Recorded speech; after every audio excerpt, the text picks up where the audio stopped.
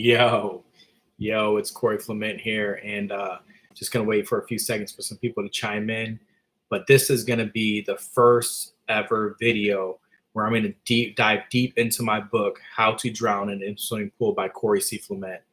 So this book has been pretty much started about what 20 years ago, and I actually started the book when I started acting. I got a manager, and my manager said, she said, I would like for you to bring a monologue to the audition. And I was like, a monologue? I'm like 15, 16 years old. I'm like, a monologue? What's that? So I go to the library, and of course, they show me like Shakespeare and all these different monologues, and I just couldn't get down on that. So I just looked at it and I was like, you know what? I'll write my own monologue. So I wrote my own monologue, and this is how it went. So I'll just start off with just giving you the monologue that started the story. So if you're tuning in, this is the story How to Drown in an Swimming Pool by Corey Clement. The book is available worldwide, Barnes & Noble, Amazon.com, every place where books are sold, okay? But it starts off like this. Over the years, I've found that nobody cares. Like at a fast food restaurant, no matter how much you emphasize no mustard, it seems almost natural for them to forget. Or you're walking down the street and out of nowhere, someone just has to ruin your day by screaming, "Fuck you." Or in a store when you decide, damn, for example, you forget the soap. You ask the cashier, hey, can I go get this? Most of the time, they'll have the patience to wait. But it's always the rude jerking back of you that mumbles asshole. I mean, these types of things really bother me. I even struggle with life itself. It's like I never get what I asked for. Asked for love, all I got was a broken heart. Asked for comedy, all I got was tragedy. I asked to live forever, but like you, yeah, you, I'm gonna die anyway. Yeah, I know it sounds kind of hard, and you're probably thinking, what the hell is wrong with this kid? But I kind of think people are made to be evil. You're probably saying, hey, that's not true. Then why the hell do we have police, jails, and prisons?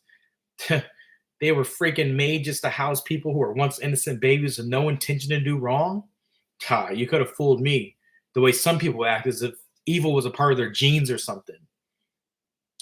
But to tell you the truth, I used to be one of those kids that, tried really hard to change the world, be the straight A student, models person. But the truth is, the system expects you to fuck up. So that's the monologue. And once I did the monologue audition for my manager, she wasn't my manager yet, but did that monologue and I got signed. Boom, signed. And later on that week, months later, my whole 11th grade year, going into my senior year of high school, I started writing this book, and it just kept continuing. So it's based on this kid named Kevin Volton Turner, and he's from Brooklyn, New York. He has a really good upbringing. His mom and dad are married, Sandra and Cleveland Turner. His dad's, working, I guess, like factory work in Brooklyn, New York. And his mom is, kind of like a homemaker at the time, maybe studying for something or trying to, do something good. And what happens is the mom was kind of doubtful about the whole situation, right? But the dad always, always, always believed that he could be, a major record producer. So like his whole time, he's showing Kevin, his young son, who's the main character, he's showing him like, hey kid, like we don't got to worry about anybody's dreams that don't, match with ours, because if you believe something, you can make it happen. So, Kevin kind of had this idealistic idea of what it meant to, you know, dream and then not let those dreams stop him, right? So he started like real positive. His dad was, definitely trying to make it in the music industry. His mom was kind of doubtful. You don't really learn too much about like the real history until later on in the story, but it turns out that you know, up until about 5 years old, Kevin had like this perfect life. And then his mom and dad split when his sister Evelyn was born. And he was like heartbroken. He couldn't understand, like, why the hell would my dad leave us? So the family starts struggling. They eventually become homeless. He starts, just kind of getting hardened. His sister's a troublemaker in school as they grow up because she was born into this life that, isn't really as idealistic as he saw it, right? So he remembers life a lot easier. His mom baked the best chocolate chip cookies, walnuts, M&Ms, the Stay Chewy type, crispy on around the edges. And Evelyn's just born into this like fast paced, everything's jacked up. She doesn't know any better, right? But Kevin still has in his mindset that, hey, life used to be better. So fast forward a little bit. So they get in middle school, high school. Evelyn's always getting this dude into trouble, like always getting him into trouble. And what happens is he ends up, beating a lot of people up because he had some hand. He could throw them hands. Bah, bah, bah, bah, bah. They called him Little Ali on the block. He was so, good at it. And so, anyways, one time, they get into high school and he beats these kids up. And these kids are like no joke now. They're starting to carry guns or they're following the bad life, whatever. So, anyways, these kids threaten to kill him the next time he messes with one of their friends, right?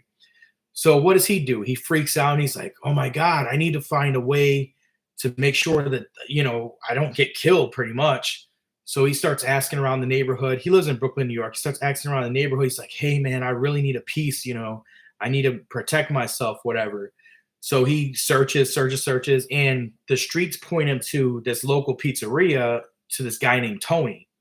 So he goes and he hesitates to go and talk to this guy because, like, how do you buy a gun the first time, So he goes and finds Tony, which seems like a pretty classic pizzeria Italian guy, looks kind of like maybe Tony Soprano or something like that.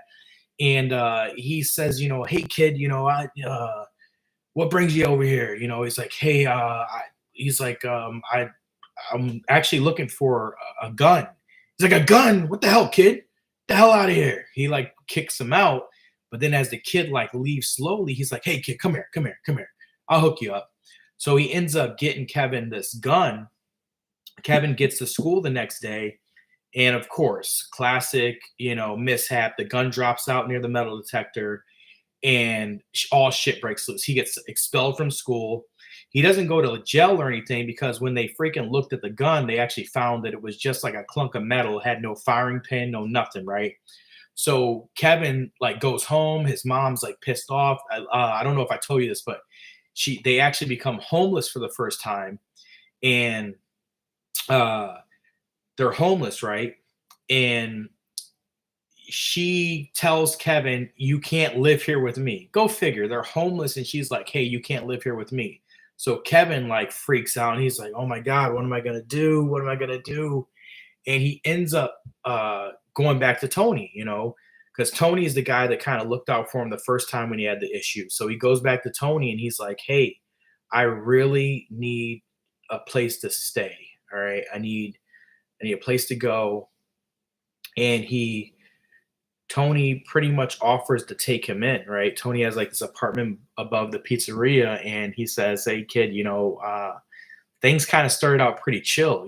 He was just doing like little odds and ends, like cleaning tables, helping to make the pizza dough and things of that nature. And it was until a couple, months into this situation, Kevin's estranged from his mom at this point.